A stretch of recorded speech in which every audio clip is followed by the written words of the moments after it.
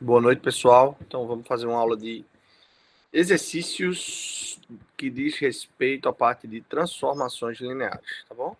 Então, a primeira coisa é que a gente tem que lembrar o que é uma transformação linear. Muitos de vocês já viram, eu creio que outros não, mas vamos lá. Vamos relembrar o que é transformação linear, tá bom? Então, transformações lineares.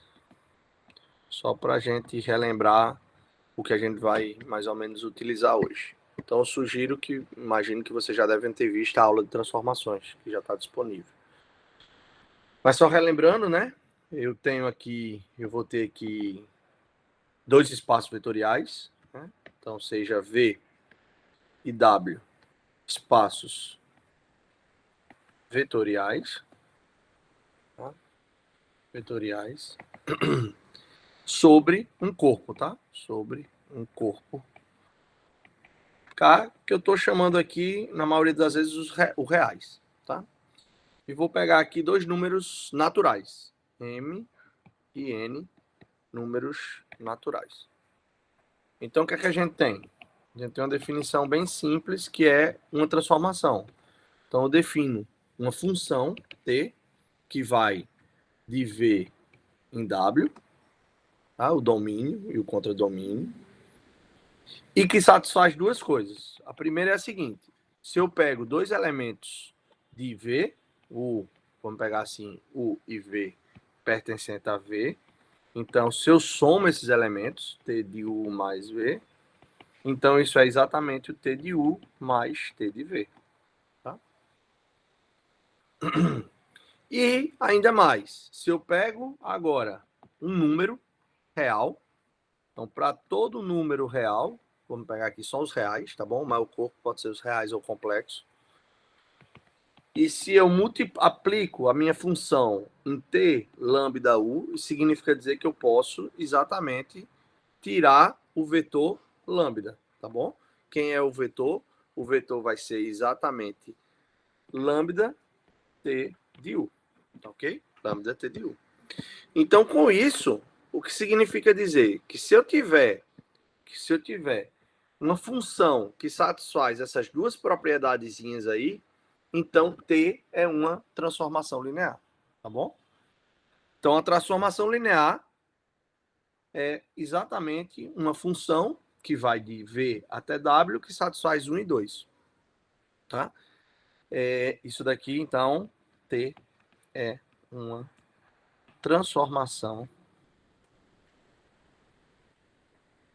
linear. Então, como função, então eu deveria ser capaz, né, de definir o que seria, por exemplo, uma imagem, tá? Quando a gente estuda função lá no ensino médio, né, a gente tem um domínio e tem uma imagem. Aqui a gente vai ter um ente a mais. Além do domínio, uma imagem, a gente vai ter um núcleo, tá bom? Um núcleo. Ou kernel, tá? Mas antes disso, deixa eu dar uma observação. Uma observação importantíssima é a seguinte, que a primeira coisa, né? Já que a gente viu um pouquinho de espaço vetorial. Se eu defino o seguinte conjunto, imagina um conjunto L, se L caligráfico aqui, de V em W, que é o conjunto de todas as transformações que vai de V a W, que é linear. Tá? Então, esse conjunto é um espaço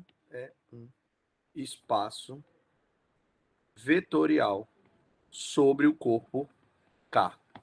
Nesse caso, a gente está tomando K os complexos. Desculpa, os reais, tá? Mas pode ser os complexos. 2. Coisa também importante. Se eu tenho uma transformação que vai de V a W, tá? E ela é linear, se T é linear, então necessariamente T do zero, lembra que zero é o elemento neutro, é o próprio elemento neutro. Observa que um elemento neutro daqui, de V, não necessariamente é o mesmo elemento neutro de W. A gente pode ter dois entes diferentes, dois espaços diferentes, tá? Obviamente, a gente pode ter iguais também, tá bom? R3 por R3, polinômio de grau N por polinômio de grau N. Mas a gente pode associar, por exemplo, matriz, por exemplo, com funções, tá bom? Isso aí a gente pode ir brincando. Então tem que ter cuidado. Quando a gente coloca o zero aqui, é o elemento neutro de V, e o zero aqui é o elemento neutro de W, tá bom? Não esqueça disso. Então aqui a gente consegue então definir o que eu quero para vocês. Definição, uma definição importante, é o que é núcleo e imagem, tá bom? Então pega uma transformação linear, seja T de V e W, uma transformação linear. A gente já sabe que linear leva zero no zero, tá? Então a gente vai chamar, ó, chamaremos de núcleo, tá? De T, núcleo de T. E aí a gente vai chamar isso de um conjunto, ou seja, o conjunto, chamaremos de núcleo, o conjunto. Aí eu vou escrever assim, ó, KER, tá? De T. Tá? O núcleo de T, ou N de T, tá bom? Muitos livros trazem assim, tanto faz. É o conjunto dos V's em V's, de tal forma que eu vou levar T de V no conjunto, no elemento Q? No elemento neutro de W, tá? Lembrar aqui, ó, 0 é o elemento neutro de W, do espaço vetorial W, tá? E agora a gente também tem a imagem. E denotaremos por imagem de T o seguinte conjunto. O conjunto imagem de T, ou I de T, tá? É os conjunto W pertencente a W, claro, né? A imagem eu vou cair no W, tá? No espaço vetorial W. Então é W pertencente a W, tais que existe um elemento em V que vai nele, tal que T de V é o W, tá bom? Beleza, então. Então, com isso em mãos, a gente consegue fazer um primeiro exemplo, bem simples, tá? O exemplo é o seguinte. Imagina que eu tenho os espaços das funções que são contínuas sem infinito. O que isso significa? Que eu posso derivar quantas vezes eu quiser e elas ainda vão ser contínuas, as derivadas, tá? Então, imagina o seguinte. Exemplo. Exemplo 1. Vamos pegar uma aplicação que vai pegar funções que são sem infinito, ou seja, que são deriváveis e são contínuas, as derivadas dos reais, nas funções sem infinito dos reais. Que a cada t, eu vou associar, a cada função, cada função, que eu vou chamar aqui uma função que depende de t, eu vou associar uma aplicação. Como é que é essa aplicação? Essa aplicação nada mais é do que t vezes a derivada da função em função de t. Para toda função,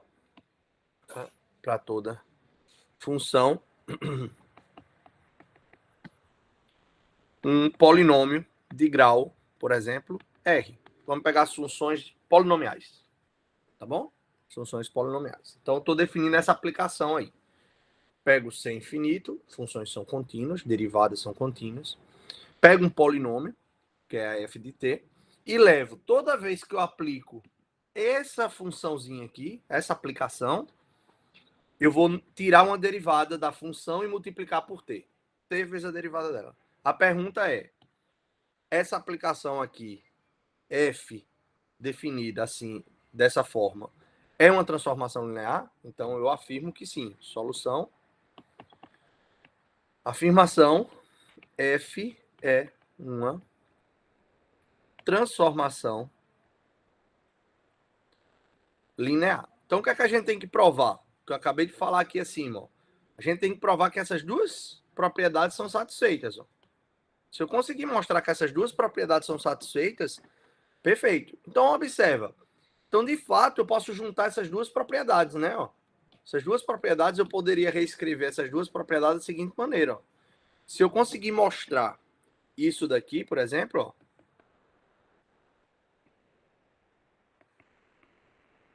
se eu conseguir mostrar isso aqui, então eu tenho as duas propriedades sendo satisfeitas. Tá bom? Então, em vez de mostrar 1 e 2, vamos mostrar as duas juntas, que é essa que está aí em vermelho. Tá bom? Que é essa que está em vermelho. Então, vamos lá. Então, vamos mostrar isso.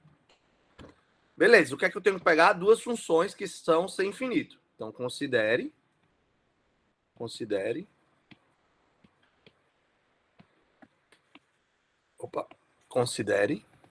duas funções sem infinito, ou seja, que têm derivadas contínuas de R. Beleza. E K, um número real. Isso aqui é uma constante.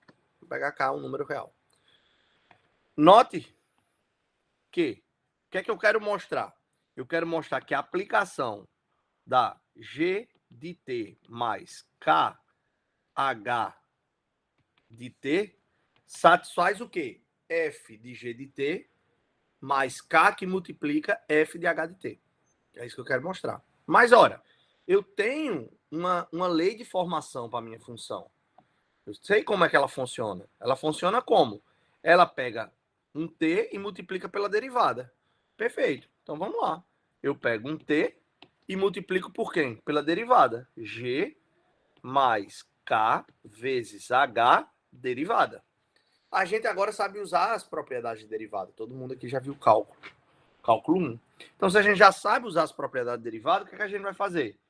Derivar a soma. Quem é a derivada da soma?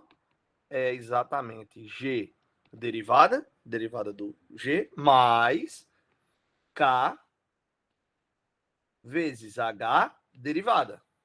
Ora, mas a gente sabe que derivar que multiplica T. Deixa eu colocar um parênteses aqui para ficar melhor. Isso, aqui. Observa que o T está multiplicando tudo, tá? O T está multiplicando aqui e aqui quando eu derivar. Então, por isso que ele está em parênteses ali fora.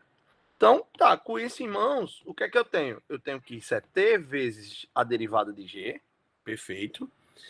E agora eu tenho mais. Eu tenho que isso é T vezes... Quando a gente tem uma constante que multiplica uma função e deriva, a constante sai. Então, posso, como cai uma constante, ó, tiro a constante, eu vou escrever assim, ó, para ficar melhor, K vezes T vezes a derivada de H. Olha que negócio legal. Isso tudo são funções de T, tá? Então, vou escrever isso assim, ó, T, G' de T, mais K, T, H, derivada de T. Perfeito. Só que, ora, quem é isso pela lei de formação? Isso pela lei de formação é quem, ó? F que eu aplico na G. Isso aqui é T, G' de T. Opa, isso daqui é exatamente a F de G de T. Então, vamos escrever. Isso é F de G de T. E aqui eu tenho quem? K. E isso daqui é quem? FH de T. Portanto, o que é que a gente conclui? Que, de fato, F é transformação linear. Linear. E aí você pode brincar com outras leis de formação quando envolve funções, tá? Um exemplozinho bem simples que qualquer um aqui poderia tentar resolver, tá? Então, observa que tudo vai depender como você tem a lei de formação. Vamos fazer mais um. Exemplo 2. Exemplo 2. Exemplo 2. Vamos pegar a seguinte lei de formação. Pega um vetor, tá? Seja um vetor x, y, z e t do R4. Tá? Vetor genérico. Então, prove que melhor, né? Defina a seguinte aplicação. Defina f que vai exatamente do R4 no R4, que a cada vetor do R4U vai associar uma lei de formação. Quem é minha lei de formação? Deixa eu colocar aqui mais para baixo. A minha lei de formação é essa, ó. Vai ser x, não muda a primeira entrada. Eu pego a diferença da segunda com a terceira, y menos e. Eu pego a soma da terceira com a segunda, y mais e, e deixo a primeira somada com a última, x mais t. X mais t. A pergunta é se essa defina f dessa forma, f é aplicação ou transformação linear. Tá? Então, a primeira coisa, vamos ver se ela é linear. E depois vamos ver se... primeira coisa, a gente vai ver se somando dois vetores do R4, f aplicado na soma dos vetores é f do primeiro vetor mais a f do segundo vetor. Tá? E isso tem que ser verdade. Tá bom? Isso tem que ser verdade.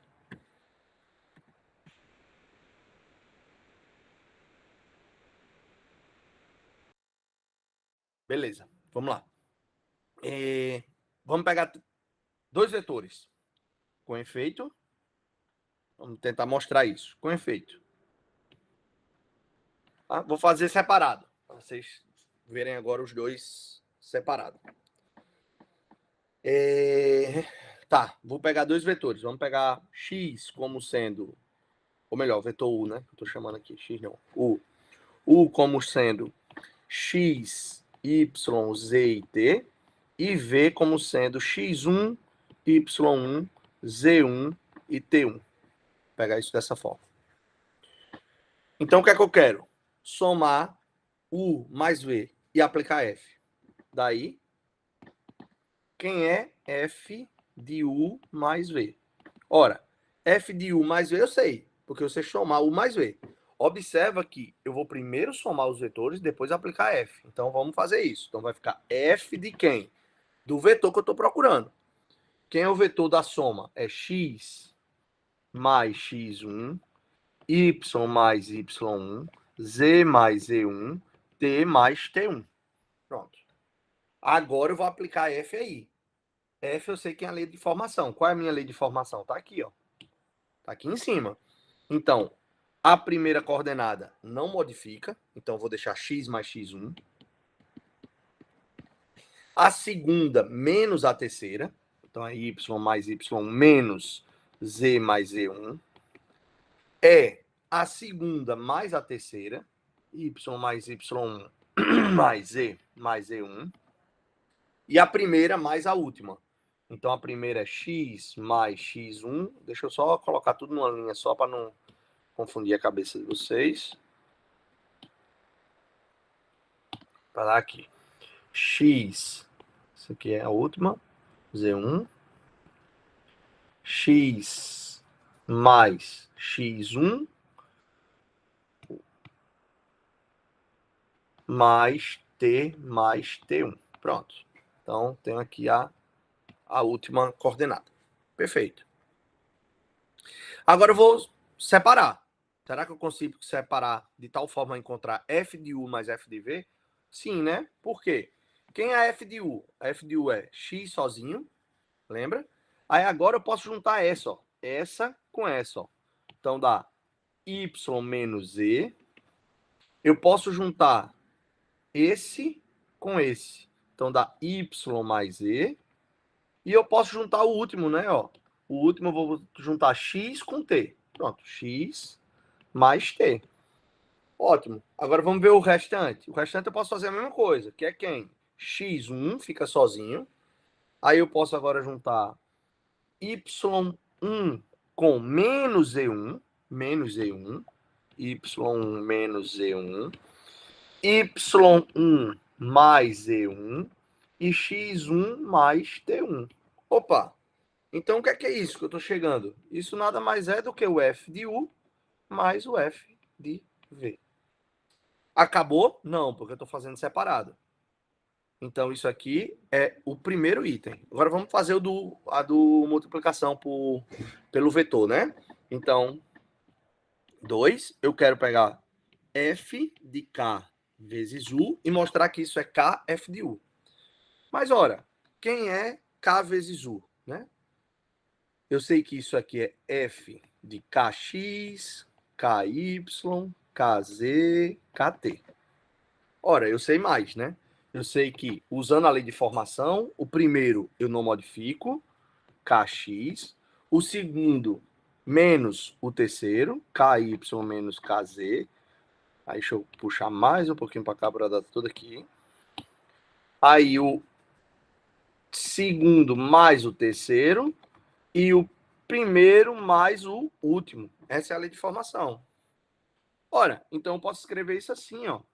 Kx, k que multiplica y menos z, k que multiplica y mais z. Lembra que k aqui, né? Só lembrar, k é real. E k que multiplica x mais t. Em todas as entradas do vetor tem um múltiplo k, um número real. Então posso tirar ele de todas elas. Então vai ficar k que multiplica x, y menos z, y mais z, x mais t. O que é isso? K vezes f de u. Então, portanto, f é transformação linear. Tá? F é uma transformação linear. Bem simples, tá? Bem simples mesmo. Então, assim, qual vai ser sempre a brincadeira, né? Sempre a brincadeira vai ser tentar, de certa forma, jogar com a sua lei de formação. Se você tem a lei de formação, você tem tudo, tá bom? Nunca esqueçam disso. Com a lei de formação, você consegue mostrar que a transformação é linear e agora também consegue encontrar propriedades bacanas, como, por exemplo, imagem e núcleo, tá? Vamos ver se a gente faz uma para finalizar sobre isso.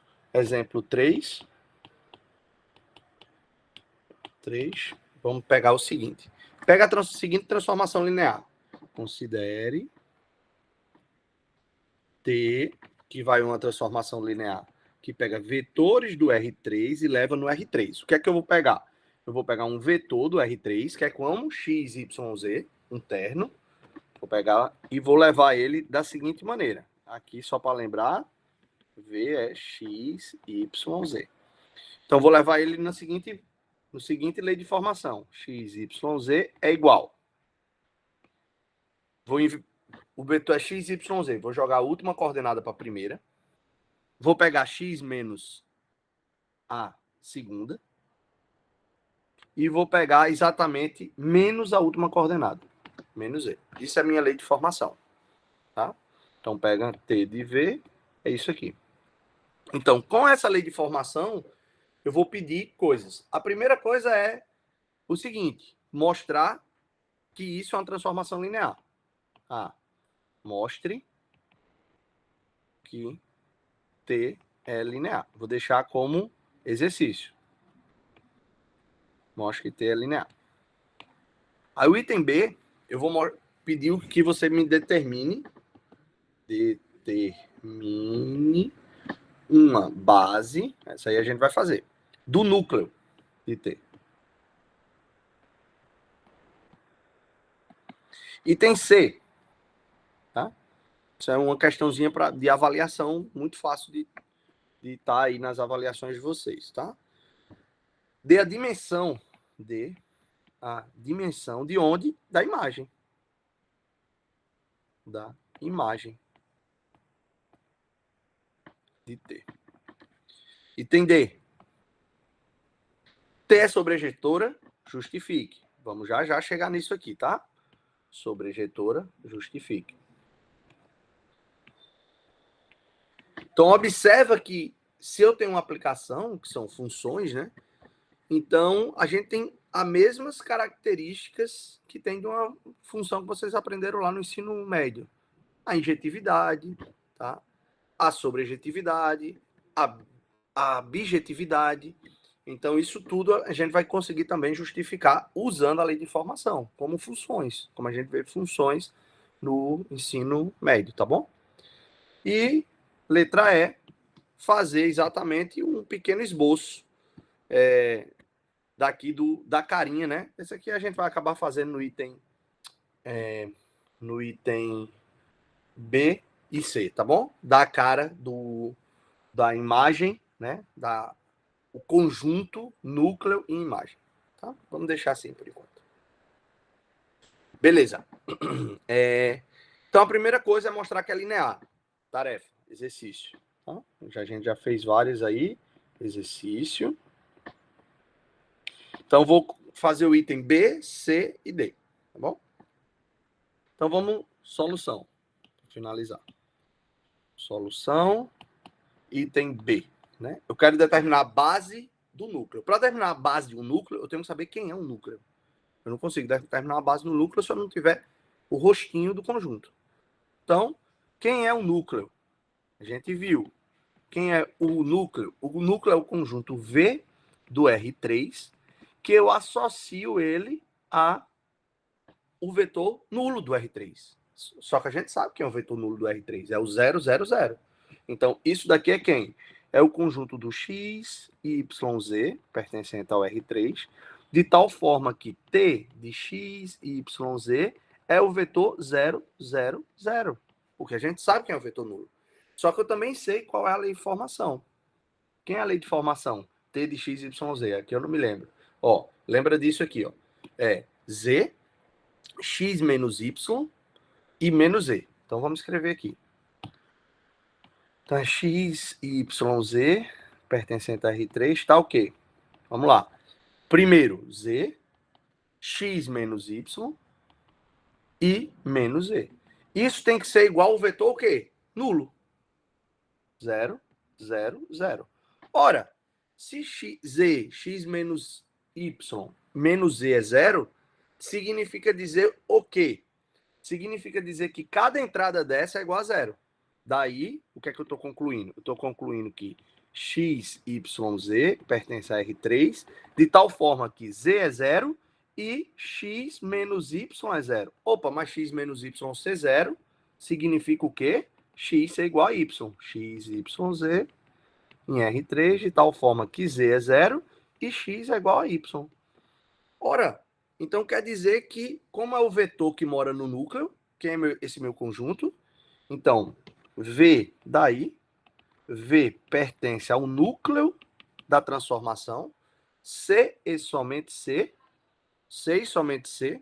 O meu vetor V é quem? Primeira coordenada, x é igual a y. Tanto eu faço escrever y e 0, ou x e 0. Vou escrever x, tá? X e x. E a última coordenada? 0. 0. Ah, então perfeito. Logo, quem é a base do núcleo? A base do núcleo é simplesmente que vetor, logo, ou equivalente, né? Vamos botar assim, ou equivalentemente, vetor V é gerado por 1, 1, 0. Logo, quem é a base do núcleo? O núcleo da minha transformação é gerado por 1, 1, 0. Qualquer múltiplo dele. Tá bom? Qualquer múltiplo dele. Tá? Então, com x igual a y, tá? Não estou dizendo que x é igual a y, que é 0. Não é 0, 0, 0. É 1, 1, 0. Perfeito. Agora eu quero a dimensão da imagem. Aí a gente vai brincar de uma coisa que a gente aprendeu nas aulas passadas, né? Item C, bem simples, item C. A gente sabe que quem é o R3? A dimensão do R3, sempre quando a gente tiver uma transformação que vai do R3 para o R3, a dimensão do R3 sempre vai ser a dimensão do núcleo mais a dimensão da imagem. Só que eu sei que é a dimensão do R3. A dimensão do R3 eu sei que é exatamente 3. A dimensão do núcleo é 1. Eu só tenho um vetor que gera a base. 1. E a dimensão da imagem é o que eu quero, pessoal. Então, quem é a dimensão da imagem? A dimensão da imagem é 2. Que implica que a dimensão da imagem de T é 2. Tá? Então, bem simples de se encontrar, tá bom? De se verificar. Vamos agora encontrar quem é a imagem, porque eu disse a vocês que a gente poderia encontrar quem é a imagem também, e ver a dimensão. Eu já confirmei, eu já afirmei para vocês aqui, nessa brincadeirinha, que a dimensão da imagem é 2. Então eu tenho que encontrar como gerador da imagem 2 vetores. Se eu encontrar 3, um é combinação linear do outro. Então vamos ver se a gente consegue fazer isso. Note agora que quem é a imagem de T? A imagem de T é um vetor do R3, de tal forma que vai existir outro no R3, porque a gente lembra V e W. No nosso caso, V, cadê? Aqui. V é o R3 e W é o R3. Então, um elemento da imagem é um elemento do R3, de tal forma que existe um vetor aqui que T aplicado desse vetor vai ser W. Então, o que é que isso quer dizer? Existe um vetor V tal que T de V é W. Ora, mas mais uma vez, eu sei a expressão de T de V. Tá bom? Eu sei a expressão. Da expressão de T, o que é que a gente tem? T de x, y, z é quem? É z, x menos y menos z. Opa! Só que eu consigo escrever isso da seguinte maneira. Ó. Isso daqui é z1, z0 menos z mais 0, x menos y, 0. Como a gente conhece lá no R3, soma de vetores. Então, eu posso separar eles assim. Muito fácil, né? Agora eu posso colocar o z em evidência e posso colocar o x menos y em evidência. 0, 1, 0. Opa! Portanto, a imagem de T, ela tem que ser gerada por esses dois vetores. Ah, professor, então ela sempre vai ser gerada por esses dois vetores? Eu já tenho a certeza que sim. Por quê? Porque eu sei que a dimensão da imagem é 2. Mas e se eu não soubesse disso? Como é que eu teria certeza que aqueles dois vetores gerariam a imagem de T? Eu teria que ver que os vetores são linearmente independentes, tá? Então, observação. Note que tais vetores são LI, linearmente independente. Então, de fato, essa é a base para a imagem, tá? A imagem é gerada por 1, 0 menos 1 e 0, 0, 1. Olha que coisa bacana. Então, a dimensão da imagem é 2. A dimensão do núcleo é 1. 2 mais 1, 3. É a dimensão do R3. Tá bom? Então, isso daí nos dá exatamente o que eu precisava para encontrar a imagem. Por fim, falta uma última, né? Sobrejetividade, certo? Então, o que é que a gente vai ver se ela é sobrejetora? A gente, mais uma vez, vai dar uma olhada na seguinte coisa, para ver se é sobrejetora. Item A, B, D. B, C, D. Item D, para finalizar. Vamos fazer o seguinte. Dê uma olhada no negócio. Observe que, bem simples, tá? Observe o seguinte. Quem é a dimensão do contradomínio, tá? A gente sabe que o domínio é R3 e o contradomínio é o R3. A gente já sabe. Lembra que nosso operador, observe que T vai do R3 para o R3. Logo, seu contradomínio